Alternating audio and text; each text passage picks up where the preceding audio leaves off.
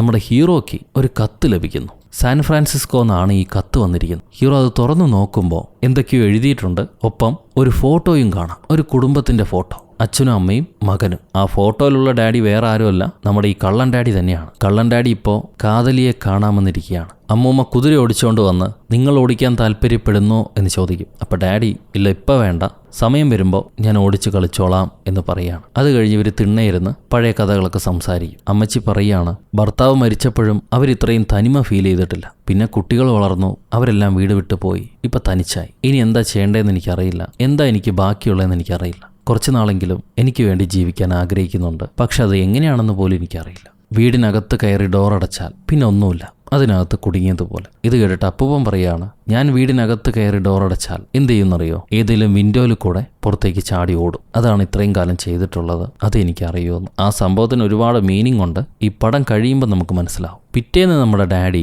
ഈ അമ്മച്ചി ലോൺ എടുത്തിട്ടുണ്ടായിരുന്നില്ലേ, പ്രോപ്പർട്ടിയൊക്കെ വെച്ചിട്ട്, ആ ഫൈനാൻസിലേക്ക് പോവാണ്. എന്നിട്ട് ഈ അമ്മച്ചിയുടെ ലോണ് മുഴുവൻ ഞാൻ അടച്ചോളാം, ആ പ്രോപ്പർട്ടിയുടെ ആധാരം തിരിച്ച് അമ്മച്ചിക്ക് കൊടുക്കണം എന്ന് പറയും. അപ്പോൾ അവർ സമ്മതിക്കും. എന്നാലും അമ്മൂമ്മ നേരിട്ട് വന്ന് സൈൻ ചെയ്താൽ മാത്രമേ അവർക്ക് ആ പണം സ്വീകരിക്കാൻ പറ്റുള്ളൂ അത്രേ. സർപ്രൈസ് ആയിട്ട് കൊടുക്കാനൊന്നും പറ്റൂല, പുള്ളിക്കാരി എന്തായാലും നേരിട്ട് വരണം, അതാണ് റൂൾസ് എന്ന് പറയും. സോ അമ്മൂമ്മയെ അറിയിച്ച് ഈ പണം കൊടുക്കാൻ ഡാഡിക്ക് താല്പര്യമില്ല, അറിയിക്കാതെ കൊടുക്കണം എന്നാണ് പുള്ളി വിചാരിക്കുന്നത്. അതുകൊണ്ട് ഇപ്രാവശ്യം തൽക്കാലം അവിടെ നിന്ന് എഴുന്നേറ്റ് പോവാണ്. അത് കഴിയുമ്പം സാൻ ഫ്രാൻസിസ്കോ, കാലിഫോർണിയ, 1981. ഹീറോയ്ക്ക് ഒരു കത്ത് വന്നിരുന്നില്ലേ, ആ വന്ന സ്ഥലത്തേക്ക് ഹീറോ പോവാണ്, അയച്ചാളെ കാണാൻ. ആ നേരം ഈ കിട്ടിയ പടത്തിലെ ആൾക്ക് ഇപ്പോഴത്തെ കൊള്ളക്കാരൻ്റെ വേഷവും മീശയും ഹീറോ വരച്ചു കൊടുക്കുക. നല്ല സാമ്യമുണ്ട്. ഹീറോയ്ക്ക് കത്തയച്ചത് മറ്റാരുമല്ല, നമ്മുടെ ഫോറസ്റ്റ് ഡാഡിയുടെ മകള് തന്നെയാണ്. പുള്ളിക്കാരൻ്റെ ആദ്യ വിവാഹത്തിൽ 2 കുട്ടികളുണ്ട്. എന്നാൽ ഈ രണ്ടാമത്തെ കുട്ടിയെ പുള്ളിക്കാരൻ കണ്ടിട്ട് പോലുമില്ല. ഈ പെൺകുട്ടിയെ ആദ്യ ഭാര്യയായിട്ട് 2 വർഷം ജീവിച്ചുള്ളൂ. ആ സമയമൊക്കെ പല കൊള്ളയും നടത്തി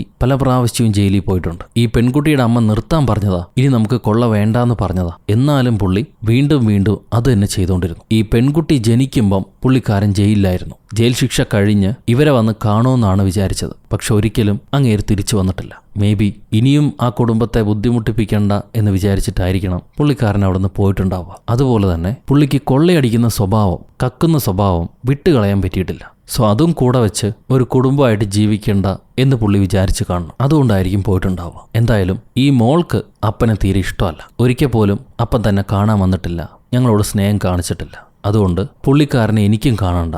ഈ കേസിന്റെ ഡീറ്റെയിൽസ് കണ്ടപ്പോൾ തന്നെ എനിക്ക് മനസ്സിലായി അത് പുള്ളിയാണ് ചെയ്തിട്ടുണ്ടാവുക. എൻ്റെ അമ്മ ഇപ്പം മരിച്ചു കഴിഞ്ഞു, പക്ഷെ അമ്മ പറഞ്ഞ അടയാളങ്ങളും അദ്ദേഹത്തിന്റെ സ്വഭാവം വെച്ച് ഈ കേസ് കണ്ടപ്പോൾ തന്നെ എനിക്ക് മനസ്സിലായിരുന്നു അത് പുള്ളിയാണെന്ന്. ഈ മോൾക്ക് ഒരു മോനുണ്ട്. ഫോറസ്റ്റ് ഡാഡി ആക്ച്വലി ഇപ്പോൾ ഒരു അപ്പൂപ്പനാണ്, പക്ഷെ അതൊന്നും പുള്ളി അറിയുന്നില്ല. പുള്ളിയെ പിടിച്ചാൽ തന്നെ എന്തേലും ആവശ്യം പറഞ്ഞ് ചോദ്യം ചെയ്യാൻ വേണ്ടി എന്നെ വിളിക്കരുത്, എനിക്ക് പുള്ളിയെ കാണുന്ന ഇഷ്ടമല്ല, പുള്ളിക്കാരൻ ജയിലിൽ കിടക്കുന്നതിനെയാണ് നല്ലത്, പുറത്തിങ്ങനെ ഇരിക്കുന്നത് നാട്ടുകാർക്ക് നല്ലതല്ല എന്ന് മോള് പറയും. അവിടെ നിന്ന് സീൻ കട്ട് ചെയ്താൽ നമ്മുടെ ഫോറസ്റ്റ് ഡാഡിയും അമ്മൂമ്മയും ചേർന്ന് ഷോപ്പിങ്ങിന് ഇറങ്ങിയിരിക്കുകയാണ്. ഏതോ ഒരു ആഭരണ കടയിൽ വന്ന് പുള്ളിക്കാരിക്ക് നല്ലൊരു ആഭരണം, ഒരു ബ്രേസ്ലെറ്റ് അപ്പൂപ്പൻ കാണിച്ചു കൊടുക്കും. അത് അവർക്ക് ഇഷ്ടപ്പെട്ടു. അതിനെപ്പറ്റി സംസാരിച്ചുകൊണ്ടിരിക്കുന്ന സമയത്ത് നമുക്കിത് വെളിച്ചത്തിൽ കാണാമെന്നും പറഞ്ഞ് അപ്പൂപ്പൻ അമ്മൂമ്മയെ വിളിച്ചുകൊണ്ട് കടയ്ക്ക് വെളിയിലേക്ക് വന്ന് ഒരൊറ്റ നടത്തുവാണ്. വാ പോകാമെന്നും പറഞ്ഞു. സംഭവം കട്ടെടുത്തുകൊണ്ട് ഓടാനാണ് രണ്ടുപേരെയും പ്ലാൻ. അമ്മൂമ്മയ്ക്ക് ആദ്യം ഇത് ഇഷ്ടപ്പെട്ടു, പക്ഷെ തൻ്റെ സ്വഭാവത്തിൽ പെട്ടതല്ല ഈ കാര്യം. ഈ ചെയ്യുന്നതിലൊരു സംതൃപ്തിയില്ല, താൻ എന്തോ തെറ്റാണ് ചെയ്യണമെന്ന് അമ്മൂമ്മയ്ക്ക് മനസ്സിലായി. അവർക്കറിയാതെ. അതുകൊണ്ട് ഈ സാധനം പണം കൊടുത്ത് തന്നെ വാങ്ങിക്കാം, അതിലാണ് നമുക്ക് സന്തോഷമുള്ളതെന്നും പറഞ്ഞ് പുള്ളിക്കാരി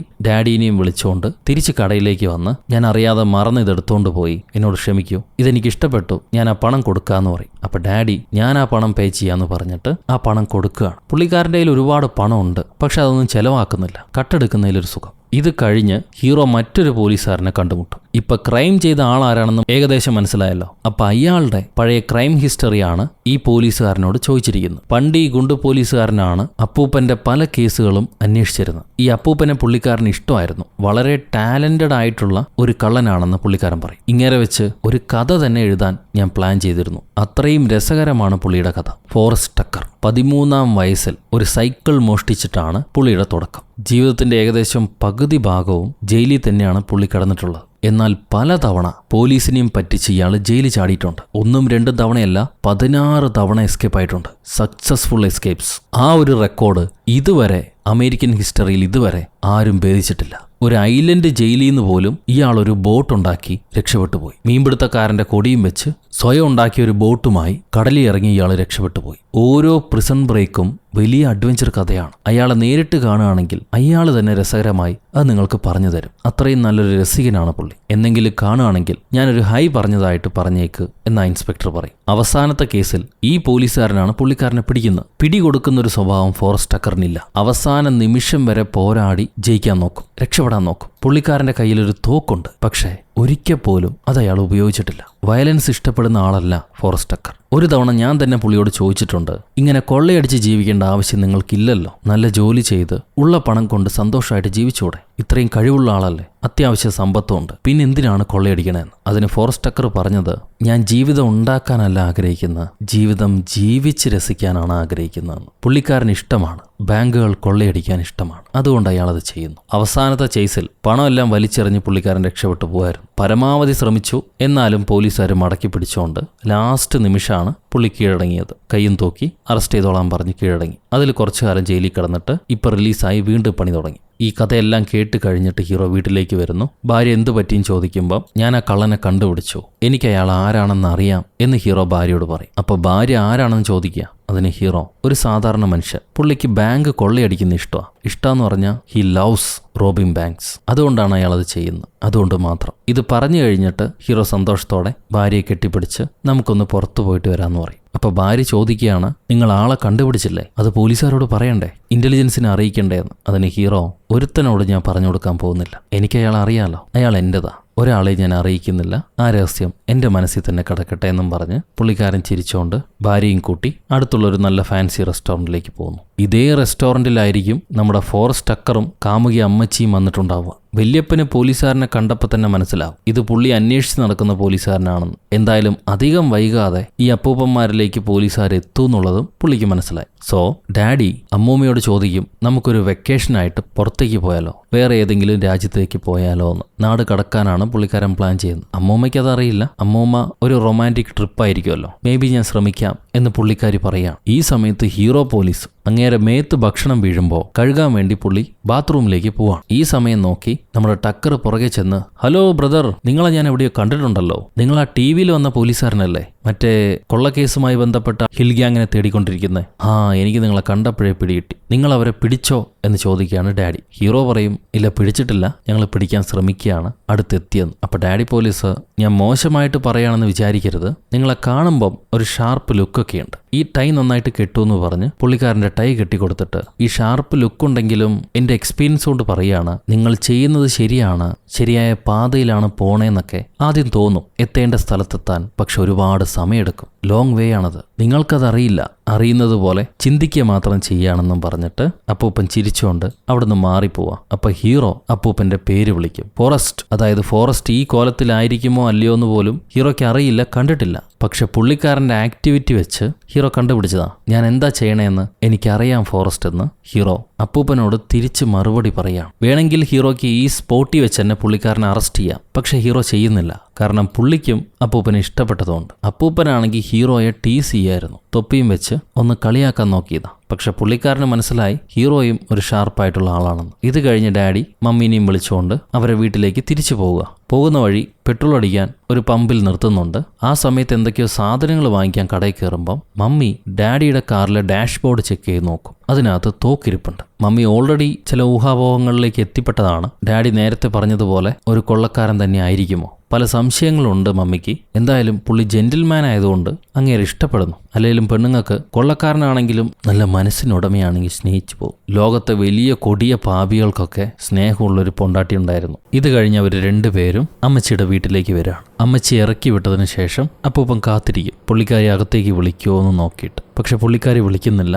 ഒരു ബയ്യം പറഞ്ഞ് നേരെ ചെന്ന് വാതിലടയ്ക്കുന്നു. കുറച്ചു നേരം അവർ കാത്തു നിന്നിട്ട് പിന്നീട് പെട്ടെന്ന് വാതിൽ തുറന്ന് ഒരു ഗുഡ് നൈറ്റ് പറയാമെന്ന് വിചാരിക്കും. അപ്പണ്ട് അപ്പൂപ്പൻ ഇതാ വാതിലിന് മുന്നിൽ വന്ന് നിൽക്കുന്നു. പുള്ളി ഒന്നും മിണ്ടാതെ നേരെ ഒരു ഉമ്മ കൊടുത്തിട്ട് വാവീനി ഉറങ്ങിക്കോ എന്നും പറഞ്ഞ് തൊപ്പിയും വെച്ച് തിരിച്ചിറങ്ങിപ്പോവാണ്. അമ്മച്ചിക്ക് അത് ഇഷ്ടപ്പെട്ടു. So romantic. ഇങ്ങനെ തിരിച്ച് തൻ്റെ വീട്ടിലേക്ക് വന്ന അപ്പൂപ്പൻ വീട്ടിലൊരു അതിഥി ഇരിക്കുന്നു കാണും. ആരാന്ന് നോക്കുമ്പോൾ തൻ്റെ കൂട്ടുകാരനായ ആ ആഫ്രിക്കൻ അപ്പൂപ്പനാണ്. ഇങ്ങേരെന്തിനാ ഈ സമയത്ത് വന്നേന്ന് ഹീറോ ഡാഡിക്ക് മനസ്സിലാവില്ല. പെട്ടെന്നാണ് ചുറ്റുനിന്നും ഒരുപാട് പോലീസുകാർ ഈ അപ്പനെ പിടിക്കാൻ വേണ്ടി വരുന്നത്. അപ്പോഴാണ് പുള്ളിക്കാരന് മനസ്സിലാവുക പോലീസുകാർ മറ്റേ ഡാഡിയെ എങ്ങനെയൊക്കെയോ പിടിച്ചു. പുള്ളി സ്വർണം കൊണ്ടുപോയി വിൽക്കാൻ നോക്കിയപ്പോൾ പിടിച്ചതായിരിക്കണം. അങ്ങനെ പുള്ളി വഴി നമ്മുടെ ഡാഡിനെയും പിടിക്കാൻ നോക്കുന്ന, പക്ഷെ ഡാഡി ഉണ്ടോ വിട്ടുകൊടുക്കുന്നു. അവസാന നിമിഷം വരെ പുള്ളി പോരാടില്ലേ. പിടിക്കപ്പെട്ട് ഇനി രക്ഷപ്പെടാൻ ഓപ്ഷൻ ഇല്ലാഞ്ഞിട്ടും അങ്ങേര് ചാടി കാറിനകത്ത് കയറി ഈ പോലീസിനെയും പറ്റിച്ച് അവിടുന്ന് വിട്ടടിച്ച് പോവുക. എന്നാൽ രക്ഷപ്പെടാൻ നേരം പോലീസുകാർ ഒരു വെടിവെച്ചു. ആ വെടി ഡാഡിക്ക് കൊണ്ടിട്ടുണ്ട്. പുള്ളി ആ വെടികൊണ്ട അവസ്ഥയിൽ തന്നെ കാർ ഓടിച്ച്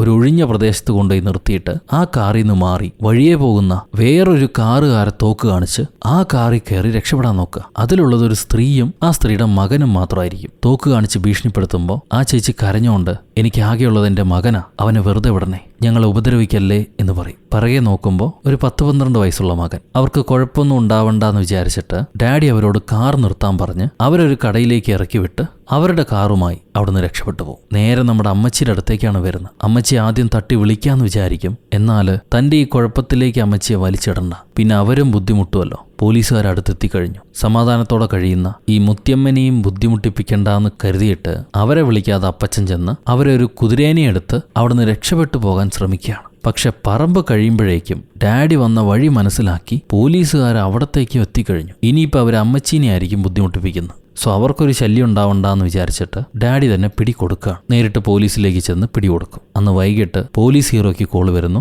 ഫോറസ്റ്റ് ടക്കറെ നമ്മുടെ പെരുങ്കള്ളൻ ഡാഡീനെ പിടിച്ചു എന്ന് പറഞ്ഞിട്ട്. ആ കാര്യം പുള്ളി ഭാര്യയോട് പറയും. എന്നിട്ട് വിഷമിച്ച് കിടക്കുകയാണ്. പിറ്റേ ദിവസം ടി വിയിലൊക്കെ ഈ വലിയ ന്യൂസ് ടെലികാസ്റ്റ് ചെയ്യുന്നുണ്ട്. വലിയ കൊള്ളസംഘത്തെ പിടിച്ചു. 70-80 വയസ്സുള്ള 3 അപ്പൂപ്പന്മാരായിരുന്നു ആ കൊള്ളസംഘം. ഇനി ആ ഹിൽ ഗ്യാങ് ഉണ്ടാവില്ല, ഇനി നാട്ടുകാർക്ക് ബുദ്ധിമുട്ടുണ്ടാവില്ല എന്നൊക്കെ പറഞ്ഞിട്ടായിരിക്കും ന്യൂസ് വരുന്നത്. ഈ നേരം അപ്പച്ചനെ പോലീസുകാർ ആശുപത്രിയിൽ അഡ്മിറ്റ് ചെയ്തിരിക്കുകയാണ്. പുള്ളിക്കൊരു വെടിയൊക്കെ കൊണ്ടതല്ലേ, അതുകൊണ്ട് അപ്പൂപ്പൻ ട്രീറ്റ്മെന്റിലായിരിക്കും. ആ സമയത്താണ് ഹീറോ ചെന്ന് ഫോറസ്റ്റിനെ കാണുന്നത്. കണ്ടിട്ട് പുള്ളിക്കാരനൊന്നും മിണ്ടില്ല. തന്റെ കയ്യിൽ വെച്ചിരുന്ന ഇവരാ ബാങ്കിൽ വിട്ടിട്ട് പോയ പറ്റുമെങ്കിൽ പിടിക്കടാ എന്ന് എഴുതി കൊടുത്തിരുന്ന ആ പണത്തിന്റെ നോട്ട് ഹീറോ ഡാഡി ഫോറസ്റ്റിന്റെ കയ്യിലേക്ക് കൊടുക്കുകയാണ്. എന്നിട്ടൊന്നും മിണ്ടാതെ അവിടെ നിന്ന് ഇറങ്ങിപ്പോവും. ഡാഡിയും അത് വാങ്ങിച്ച് മടക്കി വെക്കുന്നു. പിന്നീട് പോലീസുകാരങ്ങേരെ ജയിലിലേക്ക് കൊണ്ടുപോവാണ്. കുറച്ചു കാലം അങ്ങേര് ജയിലിൽ അങ്ങനെ കഴിഞ്ഞുകൊണ്ടിരിക്കുകയാണ്. ആ സമയത്ത് പുള്ളിക്കാരനെ കാണാൻ ഒരു വിസിറ്റർ വരും. അത് വേറെ ആരുമല്ല, നമ്മുടെ അമ്മച്ചി തന്നെയാ. നിങ്ങൾ എന്നോട് കള്ളം പറഞ്ഞു, നിങ്ങളുടെ പേര് മാറ്റി പറഞ്ഞു, അതെനിക്കിഷ്ടപ്പെട്ടില്ല. യഥാർത്ഥ പേര് ഫോറസ്റ്റ് ടക്കർ എന്ന. അത് പോലീസുകാർ പറഞ്ഞിട്ടാണ് ഞാൻ അറിയുന്നത്. അപ്പം ഡാഡി പറയും,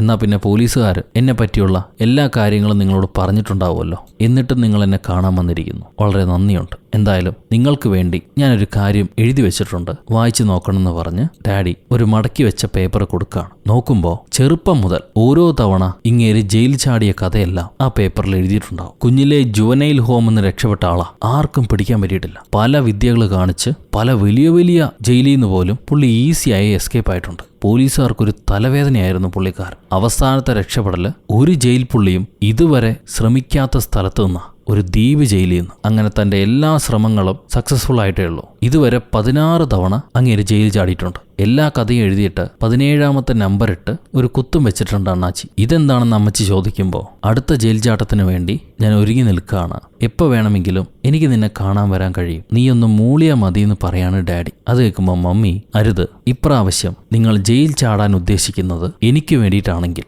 അത് ചെയ്യരുത്. ഈ ശിക്ഷ കഴിഞ്ഞ് പുറത്തിറങ്ങിയാൽ മാത്രമേ ഞാൻ നിങ്ങളെ കാണാൻ തയ്യാറാവുള്ളൂ. എന്നെ ഇഷ്ടമാണെങ്കിൽ ഈ ശിക്ഷ നിങ്ങൾ അനുഭവിച്ച് ഒരു ക്ലീനായ വ്യക്തിയായിട്ട് പുറത്തേക്ക് വരൂ, ഞാൻ നിങ്ങളെ കാണാമെന്നും പറഞ്ഞിട്ട് അമ്മച്ചി അവിടെ നിന്ന് ഇറങ്ങിപ്പോവാ. സോ അമ്മച്ചിയുടെ ഈ വാക്കുകൊണ്ട് മാത്രം അപ്രാവശ്യത്തെ ശിക്ഷയെല്ലാം കഴിഞ്ഞിട്ടാണ് ഡാഡി പുറത്തേക്ക് ഇറങ്ങുന്നത്. കൊള്ളക്കേസായതുകൊണ്ട് അധിക വർഷമൊന്നും കിട്ടില്ല. ഒരു 2-3 വർഷത്തിൽ പുള്ളിക്കാരൻ പുറത്തേക്ക് വരുന്നു. പുറത്തിറങ്ങാൻ സമയം മമ്മീനെ തന്നെയാണ് ഡാഡി വിളിക്കുക. പുള്ളിക്കാരി ചെന്ന് ഹീറോ ഡാഡിയെ പിക്ക് ചെയ്ത് തൻ്റെ വീട്ടിലേക്ക് കൊണ്ടുപോവാണ്. ഇനി എത്ര കാലം വേണമെങ്കിലും ഈ വീട്ടിൽ തന്നെ കഴിയാമെന്നും കൂടെ മമ്മി ഡാഡിയോട് പറയും. ഡാഡി അതിനുള്ള സന്തോഷം അറിയിക്കുന്നു. പിന്നീട് അവർ തമ്മിലുള്ള ആനന്ദ മുഹൂർത്തങ്ങളാണ്. കപ്പിൾ 2 പേരും ഒരുമിച്ച് സിനിമയ്ക്ക് പോകുന്നു, ഭക്ഷണം കഴിക്കുന്നു, പാടത്തും പറമ്പിലുള്ള ജോലികളൊക്കെ ചെയ്യുന്നു. വളരെ സാധാരണമായി സാധാരണക്കാരെ പോലെ സ്നേഹത്തോടെ അവർ ജീവിച്ചു പോവാണ്. കുറെ നാളിങ്ങനെ പോയി. എന്നാലും തൻ്റെ പാഷൻ ഉണ്ടല്ലോ, അത് ഡാഡിക്ക് വിട്ടുകളയാൻ കഴിയുന്നില്ല. ഒരു ദിവസം ഏതോ ബാങ്കിന്റെ പണവണ്ടി പോകുന്ന കണ്ടിട്ട് പുള്ളിക്കാരൻ അങ്ങോട്ട് മൂടാകും. ഇത് മമ്മിക്ക് മനസ്സിലാവുന്നുണ്ട്. പക്ഷെ മമ്മി വിചാരിക്കില്ല പുള്ളിക്കാരൻ ഇനിയൊരു തവണ